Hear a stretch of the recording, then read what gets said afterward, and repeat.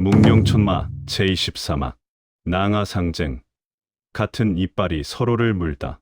수레바퀴 자국이 끊긴 곳은 대파산 남서쪽 기슭의 좁은 협곡 입구였고, 그 지점부터는 사람이 직접 등에 짐을 지고 나른 흔적으로 바뀌어 있었다. 발자국은 네 쌍이었으며 간격이 일정하고 깊이가 균일한 것으로 보아 짐의 무게를 고르게 분배하는 훈련을 받은 자들의 것이 분명했다. 독고행은 역체 변환술로 빚어낸 40대 낭인의 얼굴 위에 때 묻은 두건을 고쳐 쓰며 협곡의 안쪽으로 발을 들여놓았고, 걸음에는 여윈 살수의 지적 이후 의식적으로 만들어내는 둔탁한 발소리가 실려 있었다. 협곡은 양쪽 절벽이 사람 셋이 나란히 서기도 벅찬 폭으로 좁아졌다가 200여 보를 지나자 갑자기 넓어지며 산 아래로 움푹 꺼진 분지가 펼쳐졌다. 분지의 중앙에는 지붕이 반쯤 무너진 오래된 폐사가 자리 잡고 있었고, 폐사의 뒤편으로는 자연 동굴의 입구가 검게 벌어져 있었으며, 동굴 앞 흙바닥에는 무거운 짐을 내려놓았다. 들어 올린 자국이 여러 겹으로 찍혀 있었다. 독고행은 협곡 입구의 바위 뒤에 몸을 붙인 채 분지 전체를 기감으로 훑었다. 경계 인원이 잡혔다. 폐사에 무너진 처마 아래에 둘, 동굴 입구 좌우에 각각 하나씩, 분지를 둘러싼 능선 위에 셋, 합계 7이었고, 기운의 수준은 대파산에서 제압했던 4명의 점검조와 대동소이했으나 1명, 동굴 이 입구 왼쪽의 등을 기대고 서 있는 자의 기운만은 나머지와 결이 확연히 달랐다. 내공의 깊이가 아니라 기운을 감추는 방식이 독고행의 기감을 건드렸는데, 기운을 숨기고 있되 그 숨기는 방식 자체가 너무 깔끔했고, 그 깔끔함은 단기간에 몸에 뵐 수 있는 것이 아니라 10년 이상의 훈련이 빚어낸 것이었다. 독고행은 한 시즌 동안 움직이지 않았다.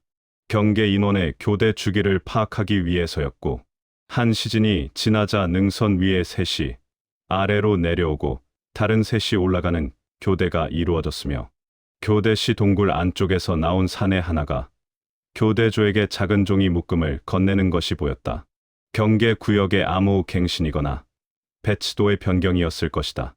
교대가 끝나고 경계가 안정된 시점, 해가 기울어 분지에 능선의 그림자가 길게 드리워지는 시각의 독고행은 바위 뒤에서 빠져나왔다.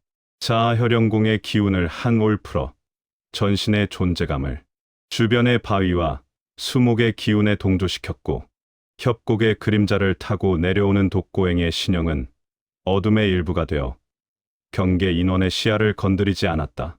폐사의 석벽에 등을 붙이고 안쪽을 엿보았을 때 무너진 지붕 사이로 비스듬히 꽂히는 석양빛이 바닥의 먼지 위에 사람이 드나든 동선을 선명하게 드러내고 있었으며, 그 동선은 폐사의 안쪽을 관통하여 뒤편의 동굴 입구로 이어지고 있었다. 독고행은 석벽을 따라 이동하여 동굴 입구 왼쪽의 그 자, 기운의 결이 달랐던 경계원의 등 뒤 3보거리까지 접근했다. 흑영신법의 극기가 발동한 상태에서 석벽의 모서리를 돌아 그 자의 후경혈을 향해 손가락 2개를 뻗었고, 자아혈영궁의 경력을 실어 혈도를 통해 경맥에 스며들게 하는 순간 사내의 의식이 끊겼으며, 몸이 앞으로 꺼지기 전에 독고행의 왼손이 사내의 깃을 잡아 소리 없이 석벽 뒤에 눕혔다. 동굴 입구 오른쪽의 경계원은 10보 거리에 있었으나 석벽이 시야를 가리고 있었기에 이쪽의 상황을 인지하지 못했고, 독고행은 기절시킨 사내의 품을 뒤지기 시작했다. 내 안쪽에서 접힌 종이 한 장이 나왔다. 대파산에서 제압했던 점검조의 것과 같은 형식의 배송 목록이었으나 항목의 수가 2배 이상 많았고, 야코의 체계도 한 단계 더 복잡해져 있었다. 독고행은 종이를 펼쳐 석양빛에 비추며 야코를 하나씩 읽어나갔다. 거래처 야코 24 중 절반은 지명의 축약이었고, 나머지는 인명이나 상호의 변형이었으며, 수량과 배송 방향을 가리키는 화살표가 각 항목에 붙어 있었다.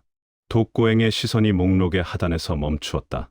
다른 항목들과 달리 야코가 아닌 한 글자가 적혀 있었고, 그 옆의 수량은 목록 전체를 합한 것보다 많았으며 배송 방향의 화살표는 동쪽과 북쪽을 동시에 가리키고 있었다. 한 글자는 운이었다. 독고행의 손가락이 그 글자 위에서 멎었다. 운이라는 글자 자체는 흔했고 인명일 수도 상호일 수도 지명의 축약일 수도 있었으나 독고행의 뇌리에 떠오른 것은 그 어떤 것도 아니었다. 단운. 동쪽은 황도 방면이었고 북쪽은 하북 방면이었으며 단운이 황궁 안에서 이부상서를 장악하며 움직이고 있다는 사실을 독고행은 이미 알고 있었다. 종이를 접어 품에 넣은 독고행은 기절한 사내를 석벽 뒤에 그대로 두고 동굴 안으로 들어갔다. 입구에서 30보쯤 들어가자 통로가 넓어지며 횃불 받침대에 불이 켜져 있었고 화염의 그림자가 벽면 위에서 일렁거렸다. 유황과 초석 냄새가 코를 찔렀으며 폐광에서 맡았던 것과 같은 조성이 돼 농도가 훨씬 진했다. 이곳은 단순한 보관소가 아니라 제조와 포장이 동시에 이루어지는 핵심 거점이었다. 통로가 두 갈래로 갈리는 지점에서 독고행은 왼쪽을 택했다. 왼쪽 통로의 바닥에 발자국이 더 많았고 신발 바닥에 묻은 분말의 색이 검었기 때문이었다. 통로를 따라 20보를 더 들어가자 넓은 공간이 나타났고 그곳에서 독고행은 발걸음을 멈추었다.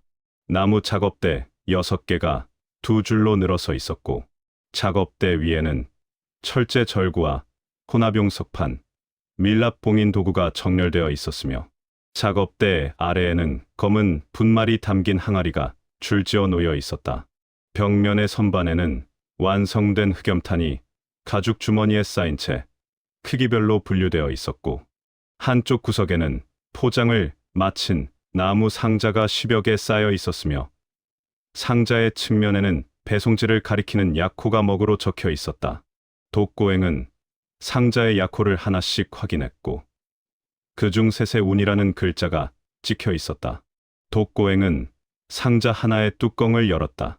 주먹 크기의 검은 구체가 지프로 감싸인 채 12개씩 정렬되어 있었고 구체의 표면에는 심지가 꽂혀 있었으며 구체와 구체 사이에는 충격을 흡수하기 위한 모래주머니가 끼워져 있었다.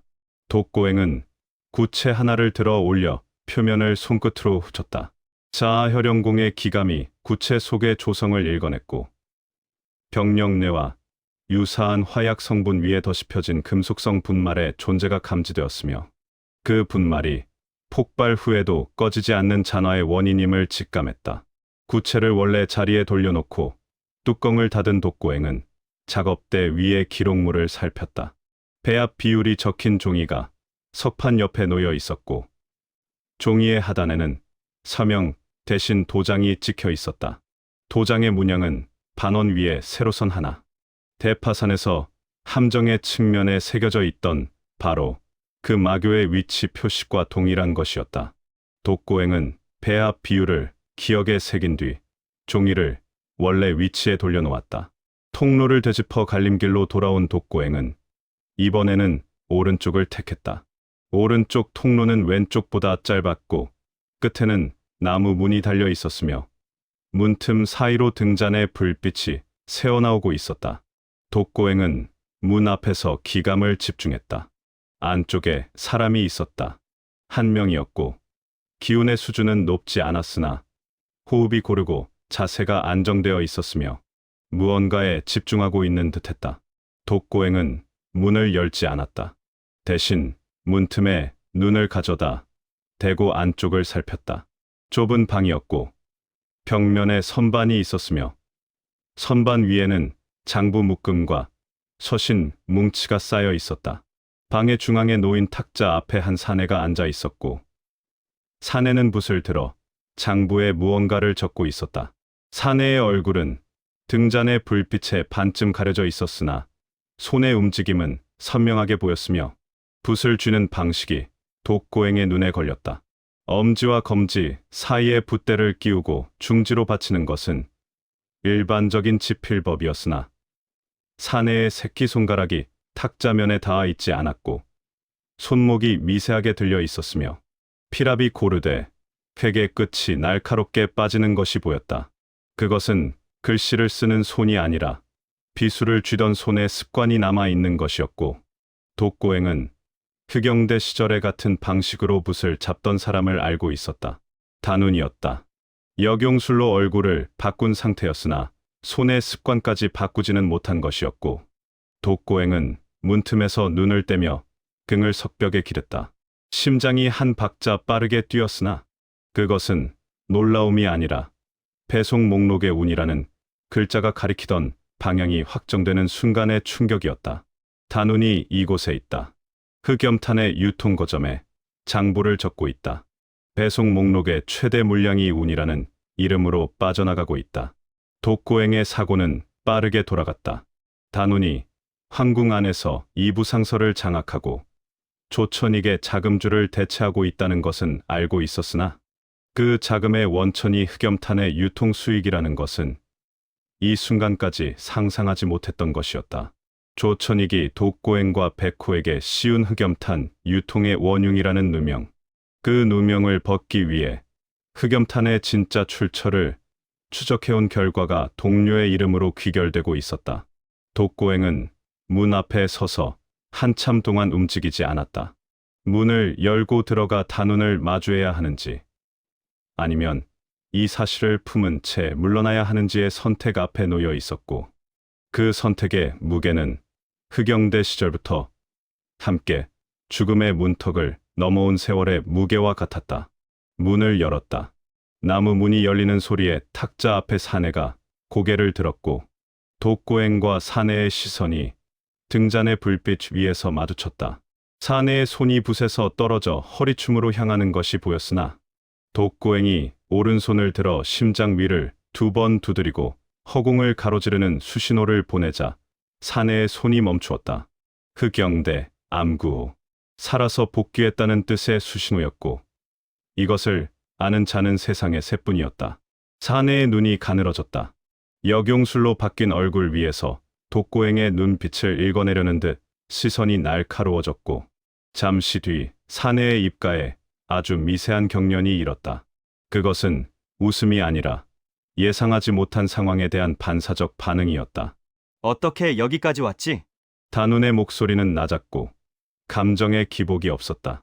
질문이라기보다는 자신의 보안 책에 어디에 구멍이 뚫렸는지를 파악하려는 계산이 먼저 돌아가고 있었다. 독고행은 대답 대신 방 안으로 들어서며 문을 닫았고 탁자 위에 놓인 장부의 시선을 떨어뜨렸다. 장부의 내용이 눈에 들어왔다. 거래처별 출하량, 대금 수령일자, 원재료 반입 경로, 흑염탄의 유통 전체를 관장하는 총괄 장부였으며, 장부의 마지막 페이지에는 황도 방면으로 빠져나가는 물량이 다른 거래처의 3배 이상으로 기록되어 있었다. 대파산의 폐광에서 시작해서 수레바퀴, 자국을 따라왔다. 독고행의 대답은 짧았고 시선은 장부에서 떨어지지 않았다. 단운은 독고행의 시선이 장부 위에 머무는 것을 확인하고는 붓을 탁자 위에 내려놓았다. 그의 표정은 변하지 않았으나 등잔의 불빛에 비친 눈동자 속에서 여러 겹의 계산이 빠르게 돌아가고 있었다. 다 봤겠군. 보았다. 그러면 묻겠다. 내가 여기까지 온 이유가 흑염탄의 출처를 찾기 위해서였다면 이제 답을 얻은 셈이니 어떻게 할 생각이지? 독고행은 장부에서 시선을 거두어 단운의 얼굴을 정면으로 마주 보았다. 단운의 눈빛은 산신당에서 마지막으로 만났을 때와 같았고 그 눈빛 안에는 독고행이 읽어낼 수 없는 깊이가 있었다. 단운, 흑염탄이 강호에 뿌려진 뒤 무슨 일이 벌어지고 있는지 너도 알고 있을 것이다. 농림의 질서가 무너지고 소문파의 분타가 잿더미가 되었고 정파와 사파 가릴 것 없이 이 물건을 손에 넣은 자가 무차별 살상을 벌이고 있다. 병력문이 움직이기 시작했고 무림맹은 이것을 마교의 소행으로 돌려 마와 백호에게 누명을 씌웠다. 현상금 3,000냥의 흑염탄 유통의 원흉이라는 죄목이 붙어 있다. 독고행의 목소리는 감정을 배제한 건조한 톤이었으나 단운을 향한 시선은 흔들리지 않았다. 단운은 독고행의 말을 끝까지 듣고 난 뒤 한참 동안 입을 열지 않았다. 탁자 위에 등잔 불꽃이 두 사람 사이의 침묵 속에서 흔들렸고 섭벽에 드리워진 그림자가 일렁거렸다. 단운이 입을 연 것은 불꽃이 한 차례 크게 흔들리고 다시 안정된 뒤였다. 내가 말한 것은 전부 사실이고 전부 내가 예상한 것이다. 단운의 목소리에는 변명의 기색이 없었다. 그것은 사과도 해명도 아닌 자신이 설계한 판의 구조를 설명하는 자의 어조였다. 흑염탄의 유통으로 강호가 혼란에 빠지는 것, 무린맹이 그 혼란을 마교의 소행으로 돌리는 것, 조천익이 너와 백호에게 누명을 씌우는 것, 이 모든 것이 내 계획의 일부였다고 하면 믿겠느냐? 독고행의 눈이 가늘어졌다. 단운의 말은 도발이 아니었다. 그의 눈빛 안에는 자기 확신에서 비롯된 단단함이 자리 잡고 있었고 그 단단함은 독고행이 흑영대 시절부터 알아온 단운의 본질이었다. 목적을 위해 모든 것을 계산해 넣고 계산 밖의 변수는 존재하지 않는다고 믿는 자의 눈빛이었다.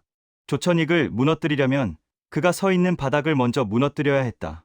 조천익의 자금줄은 농림과 암시장에 퍼져 있었고 그 자금줄을 끊으려면 농림의 기존 질서 자체를 뒤엎어야 했다. 흑염탄은 그 도구였고 농림의 흑염탄이 퍼지면서 조천익이 매수해 놓은 농림의 하급, 두목들이 충성을 바꾸거나 사라졌다. 동시에 흑염탄의 수익은 이부상서에게 흘러 들어가 조천익이 상납하던 자금을 대체했고 지금 이부상서의 곳간을 채우고 있는 것은 조천익의 돈이 아니라 내 돈이다. 단운은 탁자 위에 장부를 가볍게 두드리며 말을 이었다. 황궁 안에서 조천익의 뿌리를 자르고 밖에서는 무린맹의 권위를 흔들어 조천익이 기댈 곳을 없앤다. 두 방향에서 동시에 압박하면 조천익은 스스로 무너진다. 너와 백호에게 누명이 씌워진 것은 유감이지만 그 누명이 강호의 시선을 너희에게 집중시키는 동안 나는 황궁 안에서 자유롭게 움직일 수 있었다. 독고행은 단운의 말을 한마디도 끊지 않고 끝까지 들었다. 단운의 논리는 빈틈이 없었고 각 단계가 맞물려 돌아가는 구조는 치밀했으며 조천익을 무너뜨린다는 최종 목표에 대해서는 독고행 자신도 동의하는 바였다. 그러나 독고행의 가슴 안에서 올라오는 것은 동의가 아니었다. 농림에서 흑염탄을 손에 넣은 소규모 산채가 더 큰 산채를 뒤엎는 하극상이 벌어지고 있다고 했다. 그 과정에서 죽은 자가 몇이나 되는지 너는 세어보았느냐? 독고행의 목소리가 한결 낮아졌다. 감정이 실린 것이 아니라 오히려 감정을 철저하게 눌러담은 뒤에 나오는 종류의 저음이었다. 강서에서 정파의 소규모 분타 세 곳이 야심한 시각의 잿더미가 되었다. 호남에서는 사파 문파 간의 전면전이 벌어졌고 하북의 상단 호송로에서는 마적대가 흑염탄으로 기존 세력을 밀어내고 왕 노릇을 하기 시작했다. 민초들이 짐짝을 버리고 도망치는 길 위에서 곡성이 들렸다. 이 모든 것이 내 계획의 일부라면 그 곡성도 내 계산 안에 들어 있었느냐? 단운의 표정이 처음으로 미세하게 변했다. 입술이 한 번 다물렸다가 다시 열렸고 그 찰나의 간격 안에 단운이 무엇을 삼켰는지 독고행은 알 수 없었다. 전쟁에는 희생이 따른다. 조천익이라는 뱀의 머리를 자르기 위해 뱀이 서식하는 숲 전체를 불태워야 한다면 그 불의 크기는 숲의 크기가 결정하는 것이지 내가 결정하는 것이 아니다. 내가 불을 놓았다. 숲의 크기가 결정한 것이 아니라 내가 불씨의 수와 위치를 정했고 어디에 얼마나 퍼질지를 계산한 뒤 놓았다. 불에 타는 것이 산채의 산적만이 아니라는 것을 모를 리 없지 않느냐. 단운의 눈이 독고행의 눈과 정면으로 부딪혔다. 등잔의 불빛이 두 사람의 눈동자 위에서 같은 색으로 일렁겼으나 그 빛이 비추는 곳은 서로 달랐다. 단운이 천천히 자리에서 일어섰다. 탁자를 사이에 두고 독고행과 마주선 그의 자세에는 방어도 공격도 아닌 자신의 위치를 확인하는 자의 단단함이 있었다. 독고행, 우리 셋이 산신당에서 다시 만났을 때 내가 말했다. 역할을 나눈다고. 나는 내 역할을 수행하고 있을 뿐이다. 내가 흑산을 쫓고 백호가 은하표국의 인맥을 뒤지는 동안 나는 황궁 안에서 조천익의 뿌리를 자르고 있었다. 흑염탄은 그 과정에서 필요한 도구였고 도구의 사용에 따르는 부수적 피해는 전쟁의 본질이다. 도구의 사용이 아니라 도구의 확산이다. 내가 만든 것이 병력내를 능가하는 화력을 가진 물건이라는 것. 그것이 강호 전역에 퍼지면 힘의 균형 자체가 무너진다는 것을 너는 알면서도 유통 경로를 열었다. 이것은 조천익을 무너뜨리는 것이 아니라 조천익이 서 있는 세상 전체를 무너뜨리는 것이다. 독고행의 말이 끊어졌고 두 사람 사이에 침묵이 등잔의 불꽃 소리까지 집어삼켰다. 석벽에 드리워진 그림자가 미동도 하지 않았다. 단운이 시선을 떨어뜨리며 각자 위의 장부를 한번 내려다보았다. 그의 손가락이 장부의 모서리를 가볍게 스쳤고 그 동작에는 자신이 쌓아온 것을 확인하는 자의 집착이 묻어 있었다. 내 말을 전부 틀렸다고 하지는 않겠다. 다만 지금 이 시점에서 멈추면 조천익은 살아남고 우리 셋은 죽는다. 흑염탄의 유통을 중단하면 이부상서에게 흘러가는 자금이 끊기고 자금이 끊기면 이부상서는 다시 조천익에게 손을 내밀 것이며 조천익은 황궁의 비호 아래 우리를 사냥하는데 모든 자원을 집중할 것이다. 내가 원하는 것이 조천익의 몰락이라면 흑염탄은 멈출 수 없다. 적어도 지금은. 독고행은 대답하지 않았다. 단운의 논리가 합리적이라는 것을 머리로는 이해하고 있었으나 폐허가 된 소문파의 분타에서 바스러지던 검게 탄화된 흙덩이의 감촉이 손끝에서 사라지지 않았고 길가에 버려진 민초들의 짐짝과 수레바퀴, 자국이 눈앞에서 지워지지 않았다. 독고행이 입을 열려는 순간 동굴 바깥에서 경계원의 짧은 비명이 들렸다. 비명은 시작되자마자 끊겼고 그것은 비명을 지른 자의 의식이 즉각 차단되었음을 의미했다. 독고행과 단운의 시선이 동시에 문 쪽으로 향했다. 독고행의 기감이 동굴 입구에서 빠르게 접근하는 기운을 포착했다. 하나가 아니었다. 5, 6, 7. 기운의 수준이 경계 인원과는 비교할 수 없이 높았고 선두의 기운은 독고행이 호북의 수림에서 내 차례 마주쳤던 수백 군이나 살수들과도 차원이 달랐다. 정파, 무인, 특유의 정제된 내공이었으며 그 내공의 결이 독고행에게 기시감을 불러일으켰다. 화산의 기운이었다. 독고행은 등잔을 껐다. 어둠이 방 안을 삼켰고 단운도 같은 판단을 했는지 허리춤에 검 자루에 손을 올리며 석벽 쪽으로 물러섰다. 화산파 무인들이다. 독고행의 전음이 단운에게 전달되었고 단운의 눈이 어둠 속에서 날카롭게 빛났다. 복문을 풀었군. 빠르다. 두 사람은 말없이 방을 빠져나와 통로의 갈림길로 이동했다. 독고행의 기감이 접근하는 기운의 위치를 실시간으로 추적하고 있었고 7명 중 5은 동굴 입구에서 멈추어 경계 인원을 제압하고 있었으며 둘이 통로 안쪽으로 들어오고 있었다. 선두에 선 차의 기운이 가장 강했고 그 뒤를 따르는 자도 만만치 않았다. 독고행은 단운에게 전음을 보냈다. 왼쪽 통로를 통해 제조실 뒤편의 갱도로 빠져라. 이곳의 구조를 너는 나보다 잘 알 것이다. 너는 선두를 막는다. 시간을 벌 테니 그 사이에 증거물을 처리하고 빠져나가라. 단운은 반박하지 않았다. 두 사람이 함께 붙잡히는 것보다 한 명이 시간을 벌고 한 명이 빠지는 것이 합리적이라는 판단이 단운의 머릿속에서도 동시에 완성되었을 것이었다. 단운의 신형이 왼쪽 통로의 어둠 속으로 소리 없이 사라졌고 독고행은 갈림길의 중앙에 홀로 섰다. 통로의 끝에서 횃불의 빛이 흔들리며 다가오고 있었다. 두 개의 인형이 빛의 테두리 안에서 점점 선명해졌고 선두에 선 자의 얼굴이 횃불에 비친 순간 독고행의 눈이 가늘어졌다.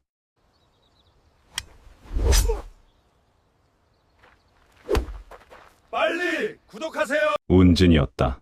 혈영곡에서 살아남아 화산으로 돌아갔던 장로, 복문 7개월 동안 뼈를 깎는 수련을 거쳐 돌아온 자가 흑염탄 유통거점의 동굴 안에 서 있었다. 운진의 등에는 검이 매달려 있었고 그 검에서 흘러나오는 기운은 약 1년 전과 확연히 달라져 있었으며 복문 수련이 만들어낸 변화가 검의 결 위에 선명하게 새겨져 있었다. 운진의 뒤에 선 자는 20대 후반의 제자였고 검을 쥔 손에 힘이 잔뜩 들어가 있었으나 운진의 비의 기운은 한 단계 아래였다. 운진은 통로의 어둠 속에 서 있는 독고행의 신형을 포착하고 발걸음을 멈추었다. 횃불의 빛이 독고행의 역체 변환술로 바뀐 얼굴을 비추었으나 운진의 시선은 얼굴이 아니라 독고행의 발끝을 향해 있었다. 멈춰라. 운진의 목소리는 낮았으나 통로의 석벽에 부딪혀 돌아오는 울림이 공간을 채웠다. 그의 시선이 독고행의 발끝에서 가슴으로, 가슴에서 양손으로 이동했고 양손의 위치와 자세를 읽어낸 순간 운진의 눈이 좁아졌다. 얼굴은 모르겠으나 내 놈의 보법이 걸린다. 그 겸탄거점을 지키는 자가 저런 보법을 쓸 리가 없지. 독고행은 대답하지 않았다. 대신 기감을 통로 바깥으로 확장하여 나머지 5의 위치를 확인했다. 5은 여전히 동굴 입구에 머물러 있었고 안쪽으로 들어올 기미는 아직 없었다. 운진과 뒤의 제자 둘만이 통로 안에 있었다. 운진이 등의 검을 천천히 뽑았다. 검신이 횃불의 빛을 받아 은빛으로 번들거렸고 검 끝에서 피어오르는 기운은 자줏빛이었으며 그 자줏빛은 복문 이전과는 질이 달라져 있었다. 거칠었던 원석이 깎여나간 자리에 은은하되 단단한 광채가 자리 잡고 있었고 그것은 자아진인이 건넨 자아단의 약기가 경맥을 타고 스며든 결과였다. 신원을 밝혀라. 아니면 검으로 확인하겠다. 운진의 경고가 끝나기 전에 독고행이 움직였다. 동굴의 좁은 통로에서 정면 대결은 분리했고 운진의 검술이 화산의 복문을 거쳐 얼마나 변했는지를 파악하는 것이 선결이었다. 독고행의 신형이 흑영신법으로 옆 벽면을 타며 운진의 측면으로 스며들었고 동시에 오른손에 자아혈영공의 경력을 응축하여 운진의 검을 쥔 손목 쪽으로 밀어넣었다. 운진의 반응은 빨랐다. 검이 궤적을 바꾸어 독고행의 경력을 가로막았고 검신과 장력이 부딪히는 순간 통로의 석벽에 금이 갔으며 충격파가 좁은 공간 안에서 반사되어 양쪽 모두의 귀를 울렸다.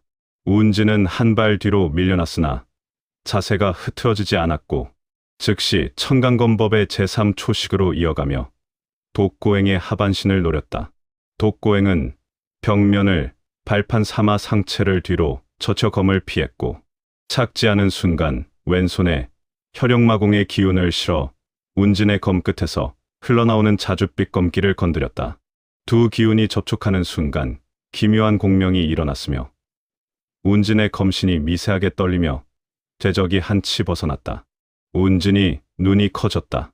자신의 검기가 상대의 기운에 닿는 순간 공명을 일으킨 것은 상대가 자아신공과 유사한 기운을 품고 있다는 뜻이었고 그 기시감은 운진의 뇌리에 박혀있던 한 사내의 기억을 끄집어냈다.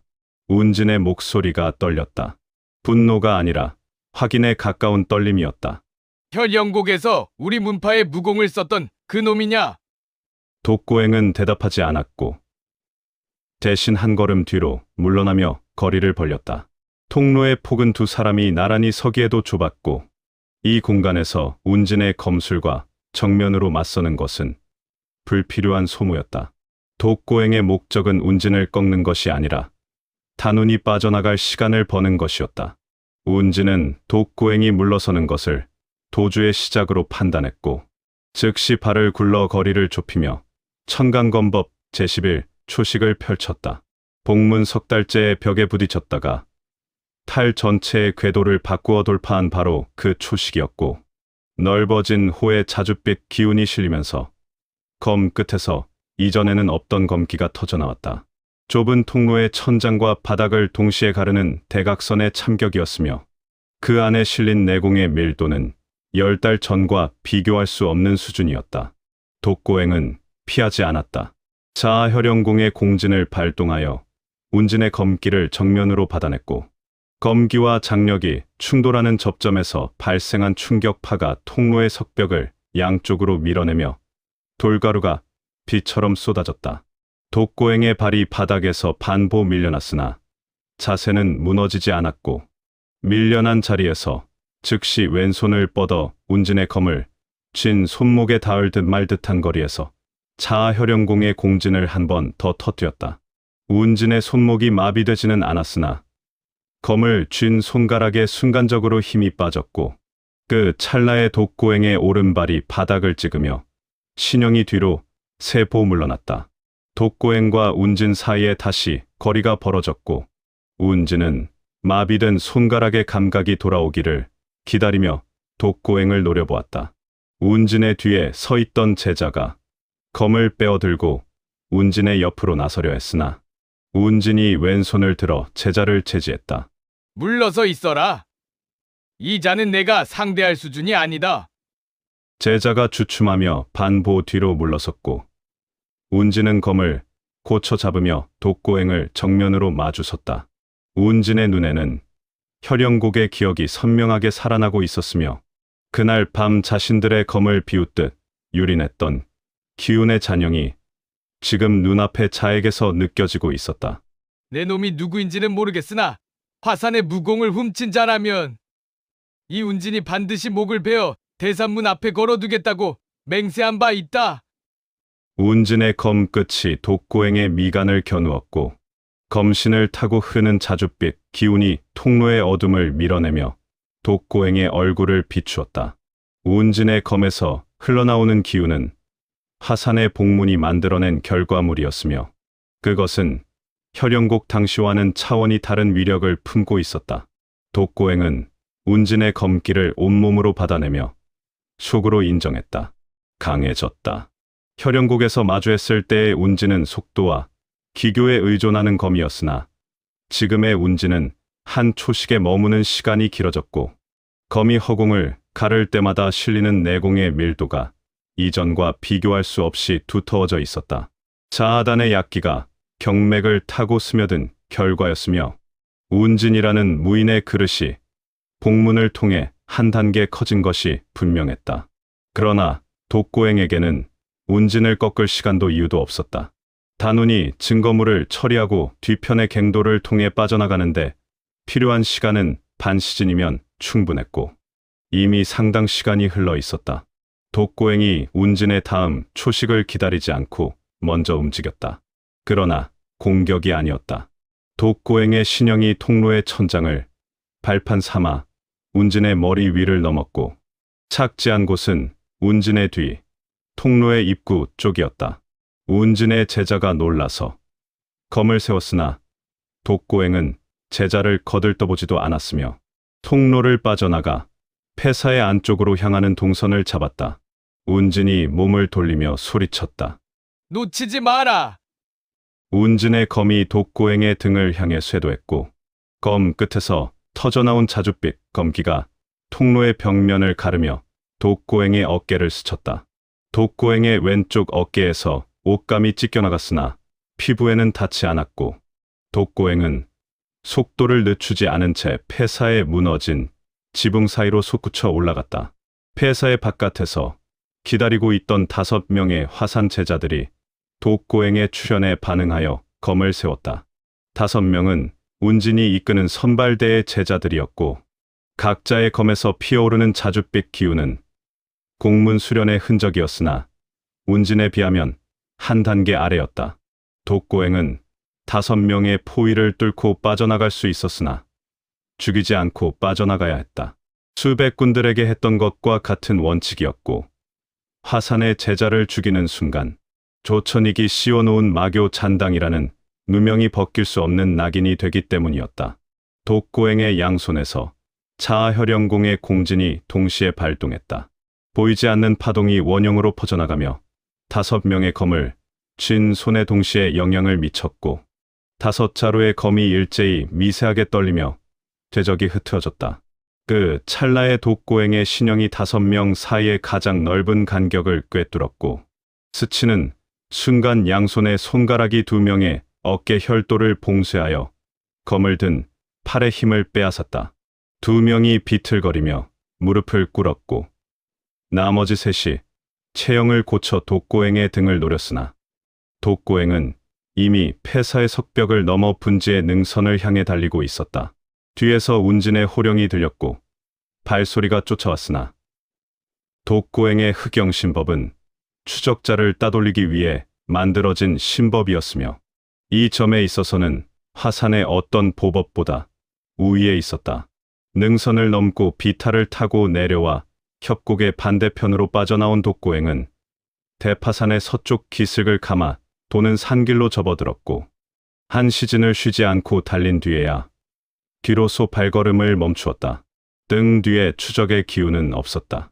운진의 선발대는 흑염탄거점의 확보를 우선시한 것이 분명했고 동굴 안의 제조 시설과 재고를 눈앞에 두고 한 명의 도주자를 쫓아 전원이 비우는 선택은 하지 않았을 것이었다. 독고행은 산길 옆에 바위에 등을 기대고 앉았다. 왼쪽 어깨에 찢어진 옷감 사이로 반바람이 파고들었고 운진의 검기가 스치고 간 자리에 가느다란 열감이 남아 있었다.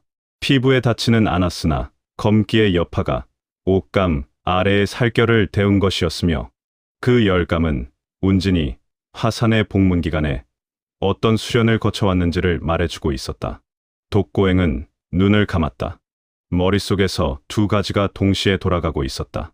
첫째는 단운이었다.